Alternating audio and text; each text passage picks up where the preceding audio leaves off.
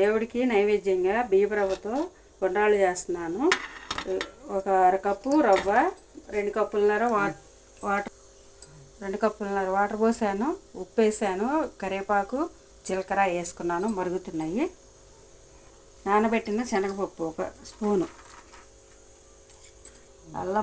అల్లము మిరియాలు వేస్తున్నాను. అల్లకొట్టి అల్లం ముక్కలు స్లిప్ అయింది. ఇప్పుడు మూత తీసుకున్నాం. పప్పు ఉడికింది. దీంట్లో 1 స్పూన్నర నెయ్యి వేసుకుంటున్నా. రవ్వ వేసుకుంటున్నానండి. బియ్యపు రవ్వ